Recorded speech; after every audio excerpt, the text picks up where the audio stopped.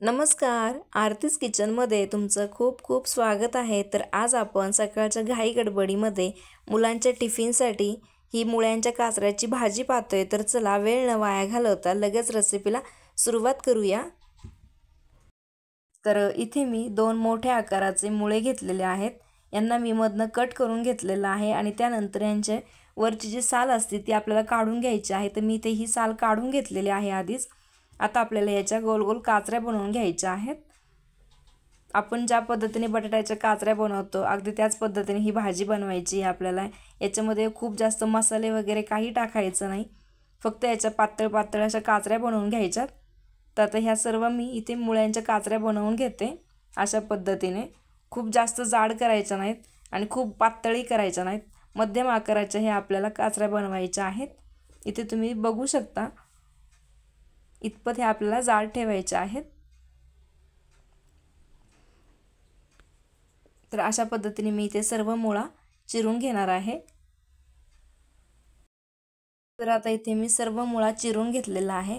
आता हा चिरलेला मुळा मी इथे एका बाउलमध्ये काढून घेते आणि हा मुळा आपल्याला पाण्यामध्ये धुवून घ्यायचा आहे। आता ह्या मुळ्यामध्ये आपल्याला पाणी ओतून घ्यायचं आहे। मुळा आपण धुण्यासाठी याच्यामध्ये पाणी टाकलेलं आहे। आता पाणी ओतून घेतले, मुळा साईडला ठेवून देऊयात आणि भाजीसाठी लागणारं साहित्य पाहूयात। आता फोडणीसाठी लागणारं साहित्य पाहूयात। तर मुळा इथे आधीच आपण पाण्यामध्ये ठेवलेला आहे। आपल्याला इथे मोहरी लागणार आहे, जिरं, कोथिंबीर आणि हिरवी मिरची आणि लसणाची पेस्ट लागणार आहे। त्यानंतर पाव चमचा हळद आणि कढीपत्ता फोडणीसाठी। तर चला आता फोडणी करायला घेऊयात। तर त्यासाठी मी इथे आधीच कढई गरम करायला ठेवून घेतलेली आहे। आता याच्यामध्ये आपल्याला 1-2 ते 3 चमचे तेल भाजीसाठी लागणार आहे। आता हा मुळा आपल्याला फक्त तेलावरती वाफेवरती शिजवून घ्यायचा आहे। तर त्यासाठी इथे मी 3 चमचे तेलाचा वापर केलेला आहे।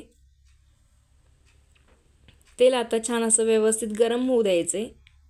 त्यानंतर आपल्याला याची फोडणी करायची। तर तेल इथे छान असं गरम झालेलं आहे। आता याच्यामध्ये पाव चमचा मोहरी छान अशी फुलू द्यायची। भाजीसाठी खमंग अशी फोडणी बसली पाहिजे खरं तर। मोहरी फुलल्यानंतर आता आपल्याला याच्यामध्ये पाव चमचा जिरं टाकून घ्यायचं आहे। तर मोहरीची छान अशी खमंग फोडणी बसली आहे। आता याच्यामध्ये जिरे टाकून घेऊयात। तर इथे मी पाव चमचा जिरं टाकून घेतलेलं आहे। जिरं देखील आपल्याला छान असे फुलू द्यायचे। त्यानंतर आता याच्यामध्ये आपण कढीपत्ता टाकून घेणार आहोत।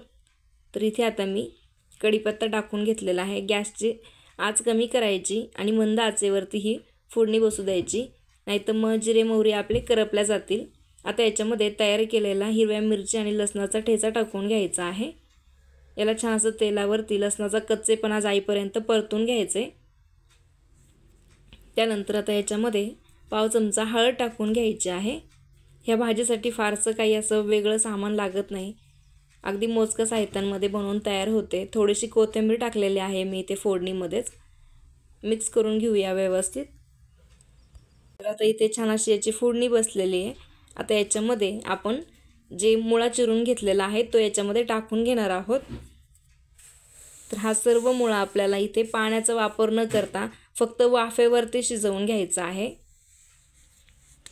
आता हा मुळा याच्यामध्ये टाकून घेते। आता हा मुळा आपण इथे व्यवस्थित छान असं तेलावरती परतून घेणार आहोत। तर याला व्यवस्थित असं मिक्स करून घेऊयात।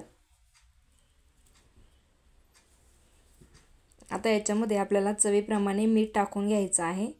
मी इथे 1 चमचा इतकं मीठ टाकून घेतलेलं आहे। तुम्ही तुमच्या अंदाजाने याच्यामध्ये मीठ टाकू शकता।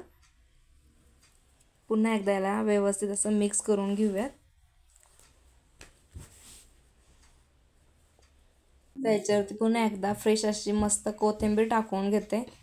कोथिंबीर टाकल्यानंतर पुन्हा एकदा याला व्यवस्थित मिक्स करून घ्यायचे। त्यानंतर आता आपल्याला याच्यावरती झाकण ठेवून याला 5 मिनिटं वाफ काढून घ्यायची आहे। आता याच्यावरती आपण झाकण ठेवून देणार आहोत आणि 5 मिनिटाच्या वाफेवरती आपल्याला हा मुळा छान असा शिजवू द्यायचा आहे। आता याच्यामध्ये आपण पाण्याचा वापर केलेला नाही आहे, मंद आच करायची गॅसची आणि मंद आचेवरतीच आपल्याला हा मुळा शिजवून घ्यायचा आहे। तरी देखील या मुळ्याला आता तुम्ही पाहू शकता पाणी सुटेल. 1-2 मिनिटांनंतर तुम्ही इथे पाहू शकता. याला एकदा मिक्स करून घेऊयात. तर इथे तुम्ही पाहू शकता मुळ्याला थोडंसं पाणी सुटलेलं आहे आणि ह्याच पाण्यामध्ये हा खरं तर मुळा शिजला जातो. पुन्हा एकदा आपण याच्यावरती झाकण ठेवणार आहोत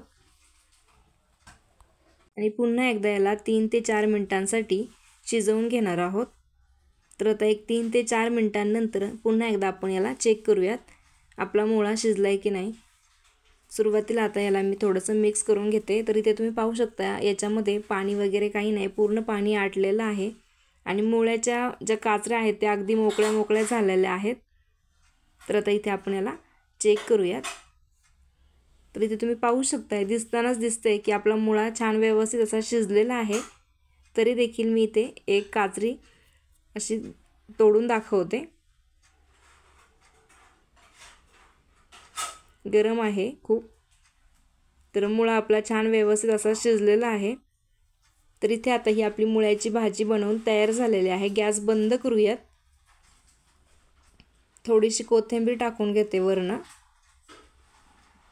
व्यवस्थित त्याला एकदम मिक्स करूया छान.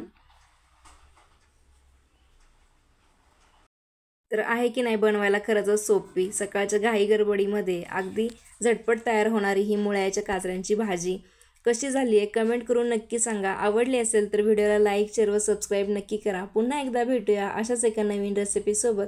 तोपर्यंत धन्यवाद.